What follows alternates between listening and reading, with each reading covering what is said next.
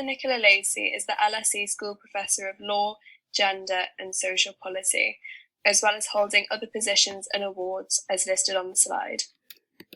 Professor Nicola Lacey hadn't always intended on becoming a legal researcher, initially planning to enter the legal profession.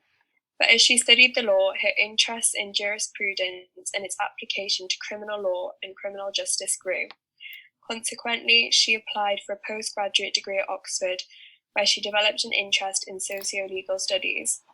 Then, when it came to studying for the bar exams, she decided instead to focus on her book called State Punishment, which she was writing at the time and that was later published in 1988.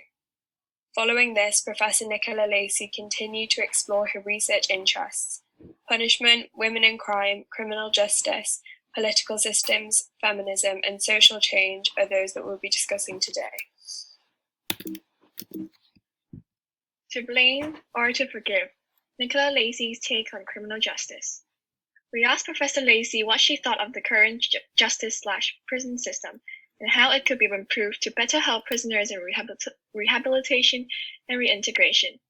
She expressed her worry over the increase in criminal laws and statute books, which may eventually lead to an increase in discretion in people who enforce the law.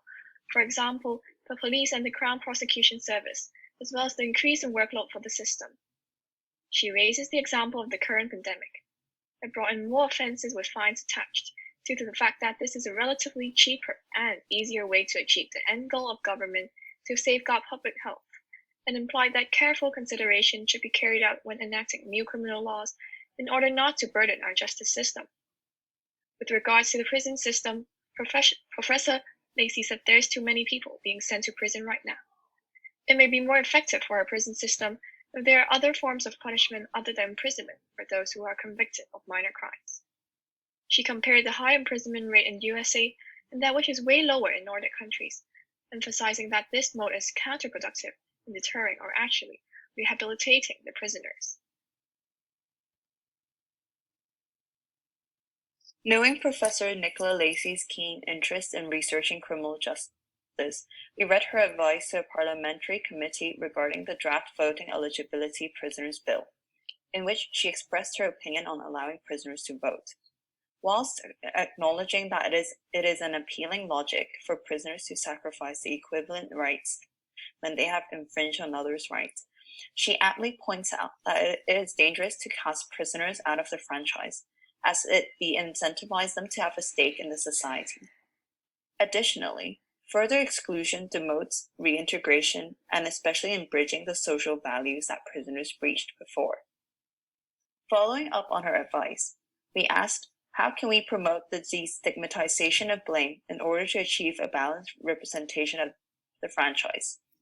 To which she suggested the work of restorative justice, especially for youth.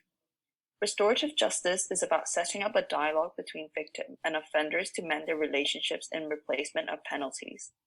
The effects of it are hugely positive, since it reduces prison population and youth crime.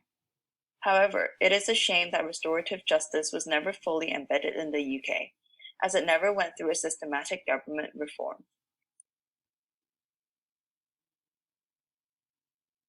Upon reading Professor Lacey's research paper, Understanding the Determinants of Penal Policy, Crime, Culture, and Comparative Political Economy, we understood how penal policy is quite often used as a populist tool.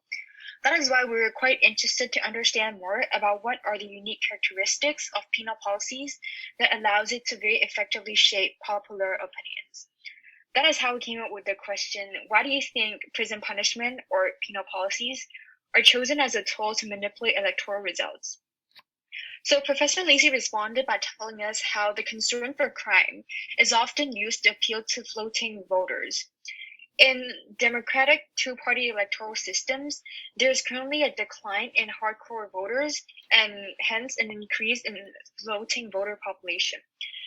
That is why politicians are more likely to have more eye-catching political charisma, for example, say, being more tough on crime, instead of having more long-term policies, for example, investing in crime prevention. This is because long-term policies are harder to prove results and hence gain votes. That is why penal policy is very often used to build political charisma of politicians. The second reason is because penal populism very conveniently allows the characterization of law-abiding citizens fighting against crime. So this allows politicians to quite easily shape populism discourse into a very divisive manner. That is to say, it's very divisive between they and us. So this allows politicians to then manipulate electoral results. We also explored a very distinct branch of her research interests, which is feminine legal theory. And listening to Nicola's lecture titled Women, Crime, and Character prompted me to ask about her research on how gendered the criminal law still is. The following quote from the lecture stood out to me. Women's counter-normative behavior has been labeled for a long time as a form of illness rather than a form of responsible agency.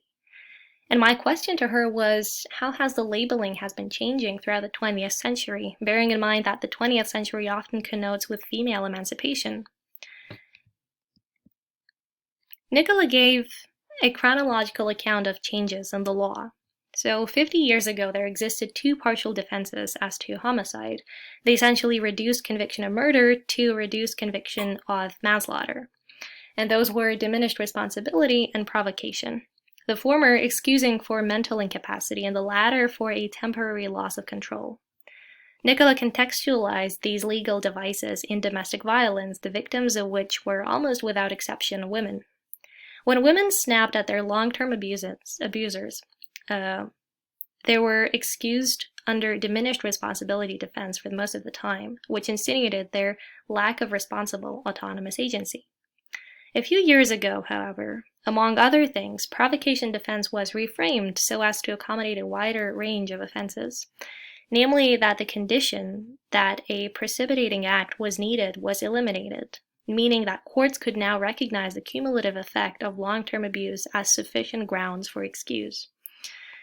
In the future, we may anticipate more proactive push for such recalibration of the defense of self-defense to be more accommodating to women suffering domestic abuse. Conclusion is, nevertheless, that today there still remains a lot to do. The stereotype of out-of-control, ill, depressed women offenders is still particularly enduring. And for that reason, academics, politicians, and other members of society must cooperate in striking the right balance between neutrality of the law and the empathy towards women's position. The legal system, especially at the highest level, is seen to be heavily male-dominated and keen to hold on to traditional values. We asked Professor Lacey how she felt challenging the system, to which she responded she did receive backlash, especially from her colleagues who refused to take her seriously. But Professor Lacey was very passionate about what her work entails, believing it's not only morally and politically important to break the social norms, but also that it's vital to honour the assumptions within law. Because of this, she refused to let any backlash get to her, but she also engaged with her opponents, recognizing the fact that not everyone is going to agree with her, especially in a traditional legal system cautious to change. As well as this, Professor Lacey believes she was naive to potential backlash directed towards her, because she was operating in a time without social media where a lot of hate is posted, such as Twitter. Nonetheless, due to her hard work and determination, she managed to get feminism into the academic curriculum. Thank you for listening to our presentation.